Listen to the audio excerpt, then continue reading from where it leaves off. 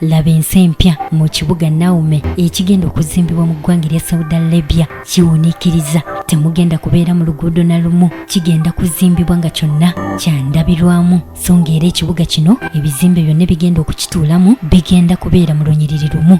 Toseguka, emboozi eno enyuma. Tuli ku CBS FM UG, omukutu guno omutongole ogwa Chabasa Fama Radio Buganda. Munaffe nkwanirizaako nnyo era nkwebaza bulijjo okutugobereranga. Weebalire ddala tojjangaoko, era munaffe gwatanaba kusubscribinga nkukubiriza obeere ng'osubscribinga osobole okunyumirwa empeereza zaffe. Nawe munaffe agabanako n'omulala oba kuyita okusharinga, tukwebaliza ddala tojjangaoko. Ntuuse ne program Vumbula ne Chabasa. Nze Emi April Nakawombe. Njagala nkwanjulire bannaffe bano aba Kenchiki basufu ddala mu kisaawe ky'okulunda enkoko, era nga bannaffe bano balina obukoko obuto obw'olunaku olumu nga buno nno babukuwa bugemeddwa, era nga bwona obutuusa eyo tebugenda kukutawaanya n'akatono, so nga n'ebbeeyi yaabwe nnungi ddala. Kale nno munaffe gw'ayagala okulunda enkoko, genda bakuguze, naawe ayagala ez'okulya era bettanire. Kenchiki basangibwa Nakawa ku luguudo lw'Entinda, era ng'okumanya ebisingawo ojja kubakubira ku nooti 783 72 41. Beba Kenchiki munaffe bettanire abatuteera ssente mu programu yaffe eno. Toseguka, emboozi eno nnyuvu tusimbudde. Saudi Arabia eno gye twogerako eteekateeka kuzimba kibuga ekigenda okuwuniikiriza ensi yonna. Ekibuga kye twogerako kiwomeddwamu omutwe obwakabaka bw'eggwanga lino erya Saudi Arabia. Erinnya Nawume erigenda okuyitibwa ekibuga kino baalijja mu nnimi bbiri, mu Lugriiki nga nno kw'otadde Arabiki, era nga mulimu ekigambo nnyo nga kyava mu lulimi Olugriiki, ate nga mulimu n'ekigambo future ekyaggyibwa mu Arabiki. Ekibuga kino kigenda kuzimbibwa mu kibangirizi kya mayiro eziwerera ddala 10 kirambirira okuyita mu ddungu ne mu nsozi, era nga singa ekibuga kino kinaaba kiwedde kyakuwangaliramu abantu obukadde 9 bulambirira. Ekigenda okwawula ekibuga kino ku bibuga ebirala byonna, ebizimbe byonna ebigenda okutuula mu kibuga kino bigenda kuzimbibwa mu lunyiriri lumu, oba katugambe nti byonna bigenda kubeera mu layini emu.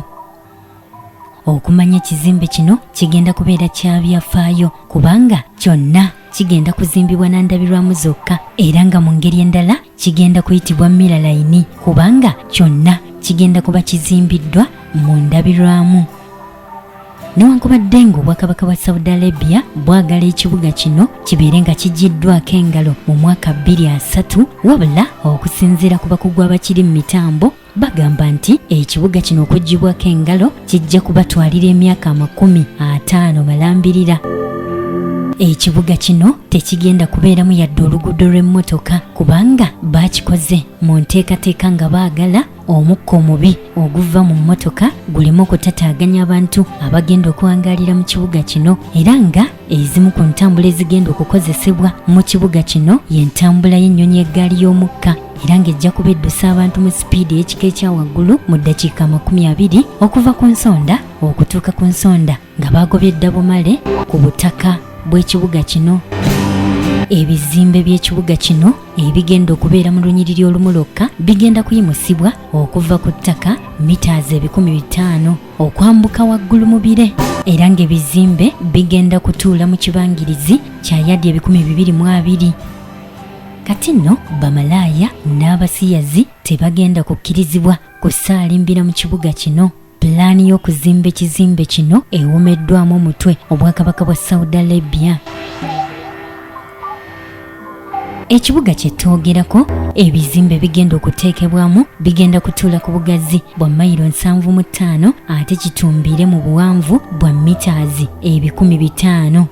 Okusinziira ku bakulu abali mu nteekateeka y'okuzimba ekizimbe kino kigenda kuwa emmenta triliyoni ya $2 nnambirira n'okusoba. Ekibuga ekyogerwako kigenda kubeeramu amasomero, amaka g'abantu, yafeesi, zi Mountain Sky Resort, kigenda kubeerako amazzi n'amaato era nga wagenda kubeerawo n'ebifo amaato we gagobera wansi waakyo. Kigenda kubeeramu zi sports arena, ebifo omusanyukirwa n'ebintu ebirala bingi era nga kigenda kubeera kifo kyennyini eky'okwesiima. Omulangira w'obwakabaka bwa Saudi Arabia Muhammad bin Salam okusalawo okuzimba ekibuga kino ayagala kufuula ddungu ekifo ky'okwesiima era nga pulojekiti eno omulangira ono yagirangirira dda eyo mu mwaka gwa 2017 tyayagala etandike. Wabula okusinziira ku pulaani y'ekizimbe kino kigenda kubuutikira essaza lyonna erya Tobuku sukweya mayiro eziwerera ddala omutwalo mulamba mu Saudi Arabia era ng'ekitundu kino ekya Tobuku kisangibwa eri mu bukiikakkono obw'obuvanjuba obw'eggwanga lino erya Saudi Arabia era nga bwe kinaava wano e Tobuku ekibuga kino kigenda kulandira ddala nga luyiira kiyite ku nsalo z'eggwanga erya Jordani okutuukira ddala ku nsalo z'eggwanga erya Misiri. Wabula okusinziira ku bannansi abawangalira mu bitundu bino ebya Tobuku si bamativu n'akatono olw'enteekateeka y'okuzimba ekizimbe kino kubanga babasengula wakati mu kifuba ng'era we baali basengulwa olw'enteekateeka z'ekizimbe kino babuwe waliwo n'omu yakubwa essasi n'afiirawo. Abantu bano bagamba nti bawangalidde mu kitundu kino ebyasa n'ebyasa wabula nga kati enteekateeka eno emaze okubasengula mu kitundu kye babadde basimbamu edda amakanda. Wabula n'okutya okulala okuliwo kuli nti singa ekibuga kino kinaazimbibwa kyanditataaganya embuka y'ebinyonyi mu bbanga, entambula y'amazzi mu ddungu so nga n'ebisolo ebisinga obungi birabika nga bigenda kutataaganyizibwa. Naye ng'obwakabaka bwa Saudi Arabia bo bumaliridde okutwala enteekateeka eno mu maaso era nga bagamba nti baagala bazimba ekibuga kino ng'ebikirimu byonna byesigamiziddwa ku maanyi g'omwana w'omuntu nga tewali kintu kyonna ekyesigamiziddwa ku maanyi ga Katonda oba ku butonde wabula nga buli kiri mu kibuga kino kyesigamiziddwa ku maanyi ne ku magezi ag'omwana w'omuntu. Obwakabaka bwa Saudi Arabia bugamba nti bwagala ekizimbe kino kibeere entabiro y'okugezesanga tekinologiya omupya abalukawo buli kiseera.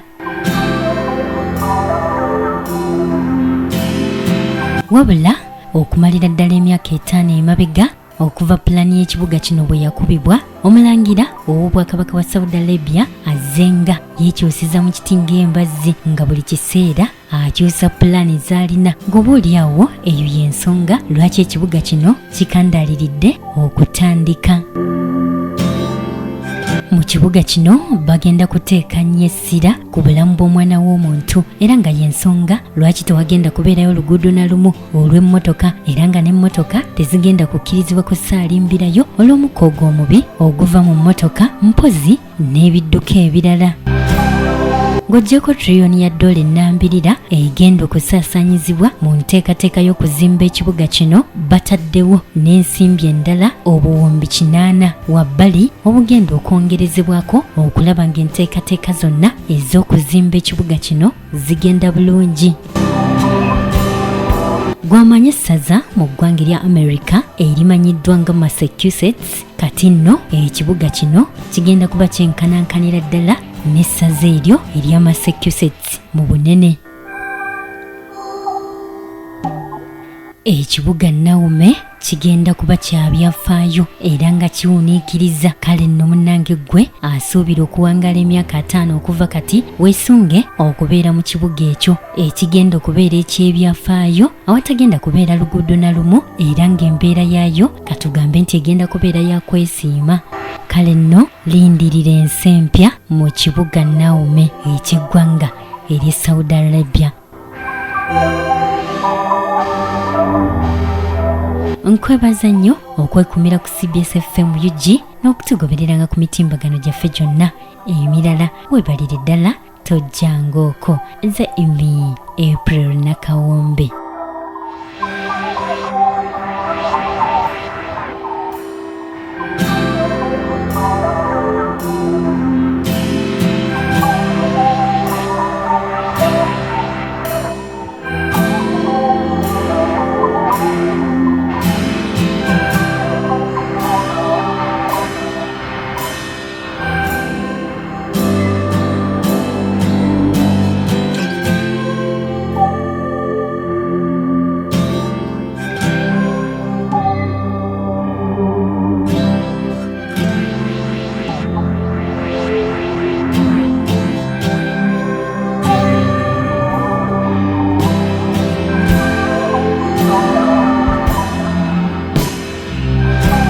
88.8 CBS FM.